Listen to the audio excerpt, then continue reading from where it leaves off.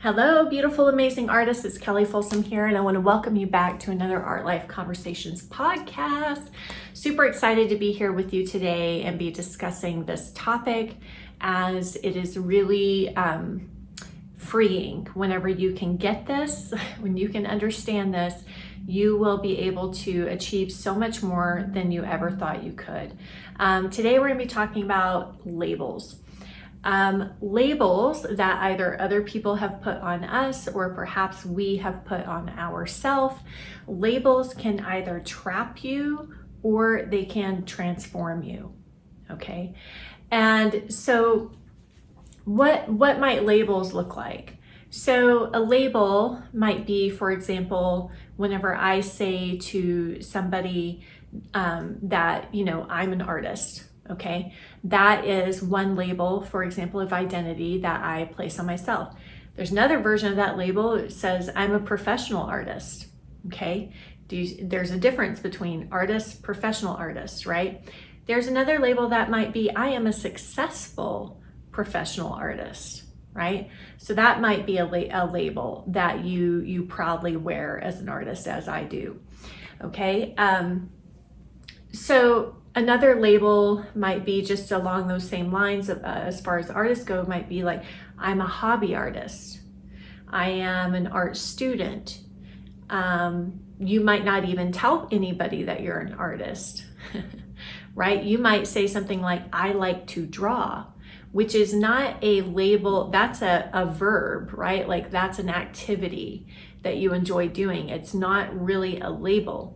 Okay, so a label would say like, I'm a draftsman, I'm an artist, I'm a creator, right? I'm a creative person, I create for a living. These are labels, and these are labels that can transform us, right? Other versions of labels might be like, I'm not good enough, I'm just, always watch out for the word just.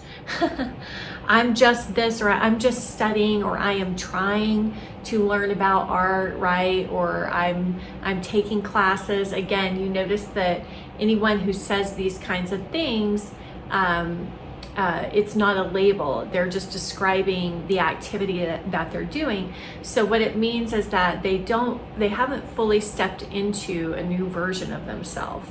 Until they can claim and say, I am, let's say in this example, an artist or a professional artist or a successful artist. They haven't yet claimed a label of identity yet that would actually serve them and support them and empower them, right? Another label could be, I am somebody who loves growth. I am obsessed with personal growth. It's my top value. Right? So that's a label. So what that tells somebody that I'm saying that to is it gives them insight into who I believe myself to be, right? So what are some labels that can sometimes trap us, right? Labels that can trap us can be labels like I'm an introvert, right? The reason why I think it's really great for us to have awareness around our personality, but one thing I know for sure about personality is that personality is not fixed. I've learned this over my lifetime because I was labeled very early on as an introvert, and I was very shy. I've always been an empath since I was a little kid, and for children, when they're empaths, they do tend to be very shy because they're absorbing a lot. They're just taking everything in. They're taking everybody else's stuff in all the time, which I definitely did. Another label that got put onto me was that I was too sensitive. Okay.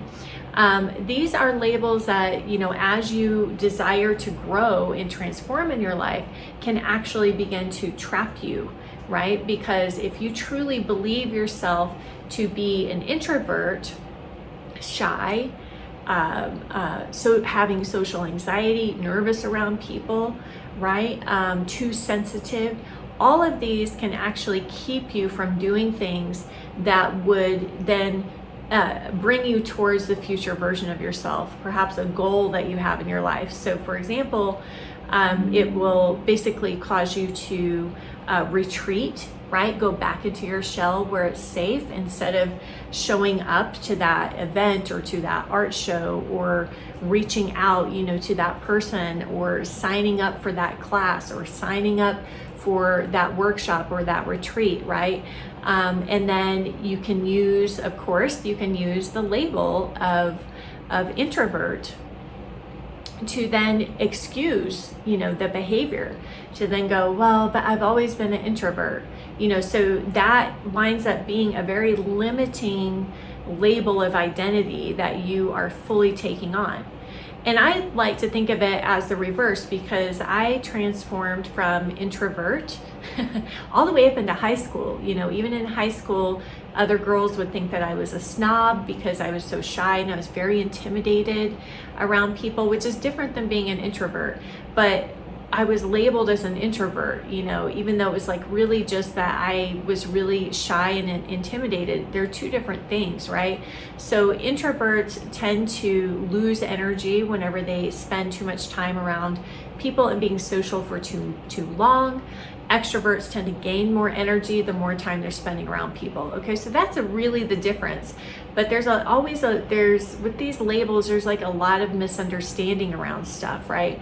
So being an introvert does not mean that you cannot go and participate in something that is an extrovert event, right? It has people there. That's not what that means at all. It just means that when you leave, that yes, your energy will most likely be depleted, because that's what happens to introverts. And so you will have to have a plan in place to recover your energy, to rest and recharge and have your private time afterwards. I'm actually a little bit of both. I can be extroverted for a certain period of time, and then there's like a cutoff for me where it's like, okay, I got to recharge, I got to have alone time, I got to process all of this, I got to journal, I got to think it through, right? But the problem a lot of times with labels and attaching so strongly to labels, especially a misunderstanding of a label like introvert, is that it can keep you from doing the things that you need to do in order to become that future version of you and to achieve the goals that you have for yourself, right? So you'll most likely lean back into that whenever you are scared to get out of your comfort zone and go and do something like an event.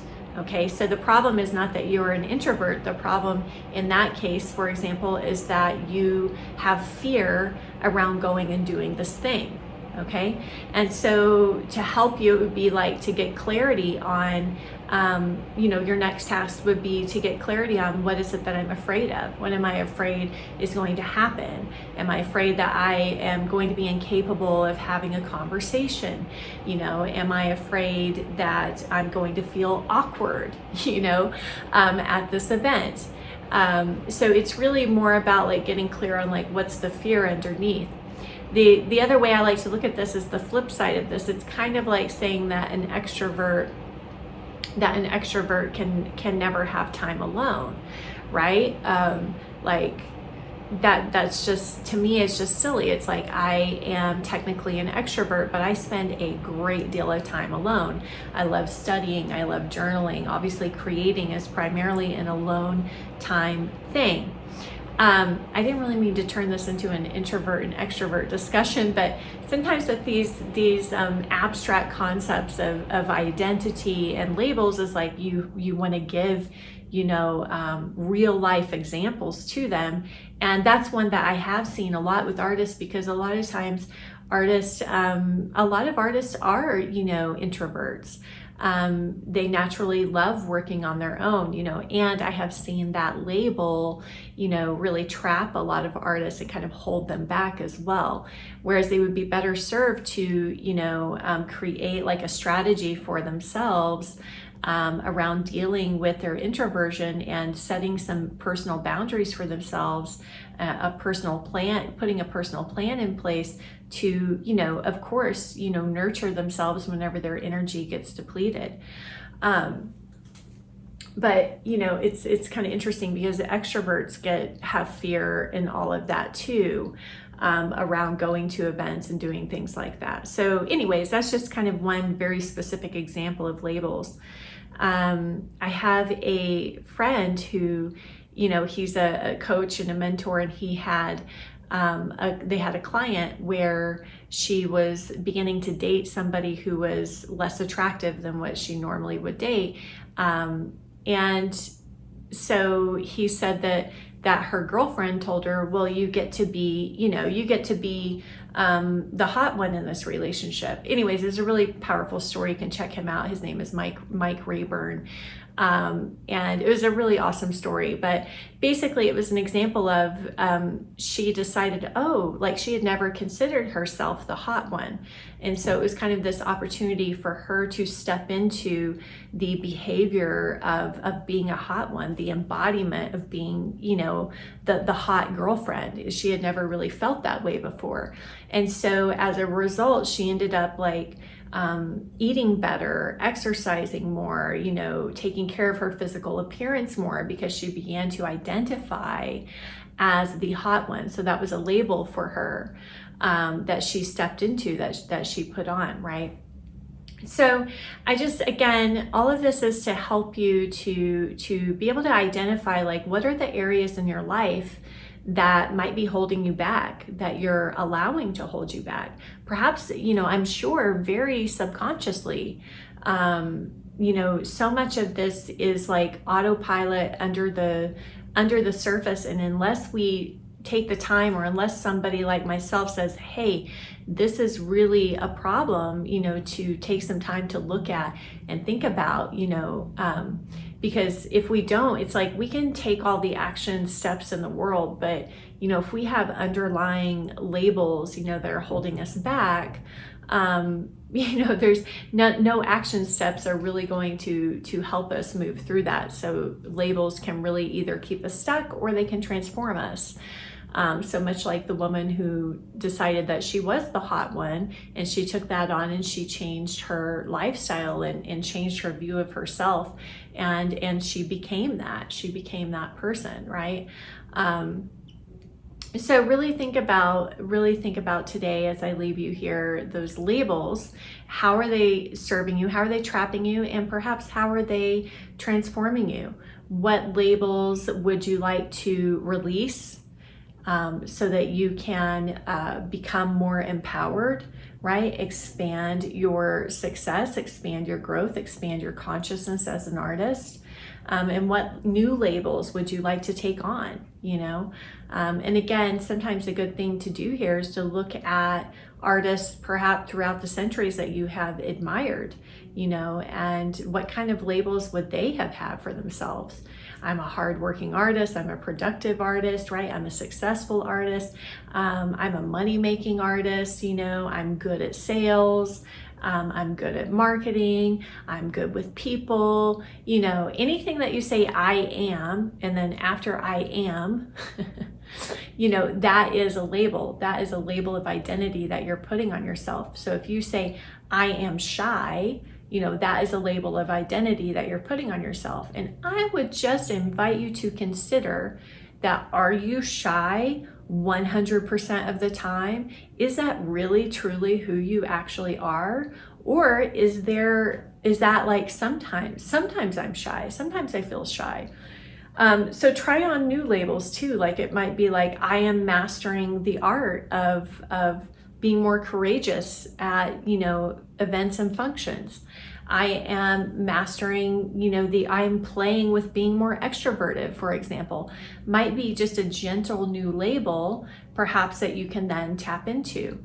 I am brave. Look at really what strengths do you possess right now? Because sometimes it's yes, we might be shy, we might have self-doubt, we might have, perfectionist tendencies or whatever, but also what are your strengths? Sometimes we really lean into these labels that then become these traps and these weaknesses of ours, but really look at your strengths. How can you lean into your strengths more? Are you somebody that has devotion, dedication, discipline, perseverance, Are you somebody that has a great depth of gratitude? You know, how can you use those strengths to then work through some of these challenging areas that you're coming up against, that you're still, you know, kind of attached to this past version of yourself? Okay, my friends, I hope this has been helpful to you, valuable to you. As always, like, subscribe, check out all of the free resources, links that I have for you in the comment section below, as well as the Art Life School resource for you, and as well as the upcoming Art Stars retreat, and anything else that I have listed underneath there. I always have lots of stuff going on, so you'll want to check underneath the video and see what is happening now. Okay, my friends, much love, happy creating, bye for now.